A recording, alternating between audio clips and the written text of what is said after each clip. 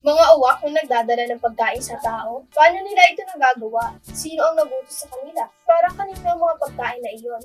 At ano ang kahalagahan at pagsunod sa pagtitiwala sa Diyos at sa kanyang mga kasangkapan?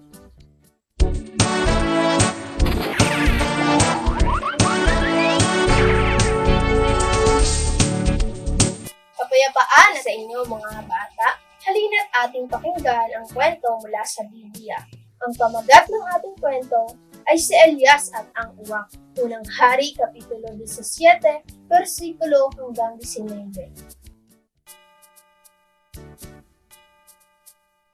Nung una ay may isang propeta na nagngangalang Elias. Nakatira siya sa Tisbi na nasa Gilead. Sinabi niya kay Ahab, "Tinitiyak ko sa iyo, sa harap ng buhay na Panginoon, ang Diyos ng Israel na aking pinaglilingkuran, na wala ni hamog o ulan na darating sa loob ng ilang taon, hanggat hindi ko sinasabi na umulan o humamog." Pagkatapos, sinabi ng Panginoon kay Elias, "Umalis ka rito. Tuntunin mo ang daan pasilangan at magtago ka sa daluyan ng tubig Kirit.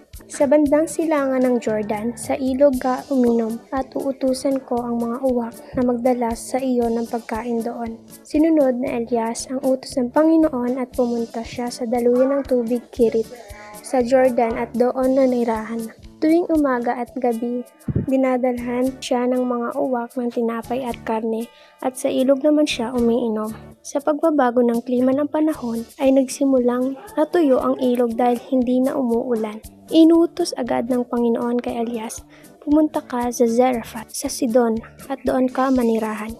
May isang byuda roon na inutusan ko magpapakain sa iyo." Kaya pumunta si Elias sa Zarephath. Pagdating niya sa pintuan ng bayan, may nakita siyang byuda na nangangahoy. Sinabi niya sa babae, "Pakiusap, dalan mo ko ng kaunting tubig na maiinom."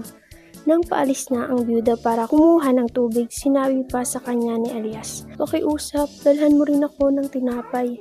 Sinabi ng byuda, "Nagsasabi po ako ng totoo sa harap ng buhay na Panginoon na inyong Diyos, na wala na akong tinapay. Ang natitira na lang ay isang dakot ng harina sa mangkok at kaunting langis sa banga. Nangunguha nga po ako ng ilang perasong kahoy dito para dalhin sa bahay at lutuin ang natitirang harina para sa akin at sa aking anak. At kapag naubos namin ito, mamamatay na kami sa gutom."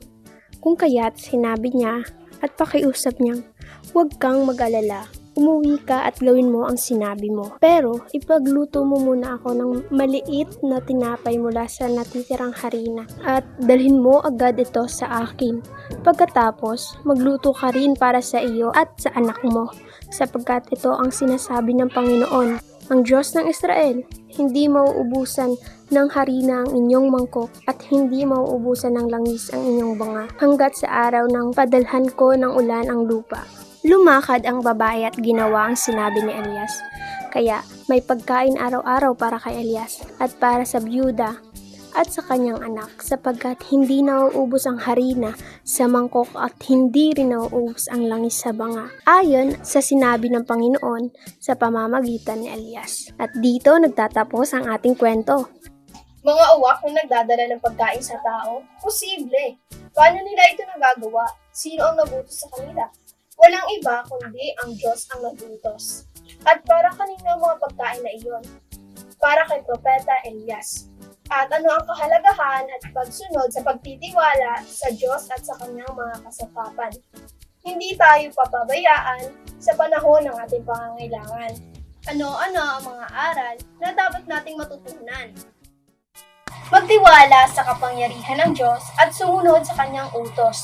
Bilang mga anak sa ating mga magulang, maging masunurin tayo upang maging matagumpay tayo sa buhay. Sundin lagi ang mabubuting instruction sa atin ng Diyos, gaya ng pagsunod ni Elias sa utos ng Diyos. Kaya sa buong buhay ni Elias ay hindi siya nauhaw o nagutom man dahil lagi siyang nagtitiwala sa Diyos. At ang bunga nito ay lagi siyang pinagpapala at iniingatan ng Diyos.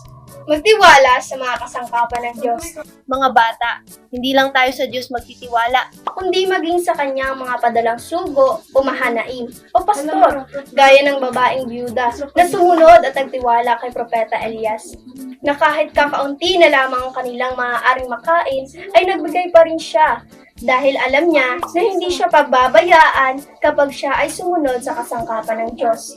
Kahit bata pa ay matuto tayong magtiwala. Ang ating memory verse ay ang sumusunod. For the word of God is right and true. He is faithful in all He does. Psalm chapter 33, verse 4. Ng New International Version. Maraming salamat mga batang pamana. Kita-kits sa susunod na pagkakataon. Miss pa!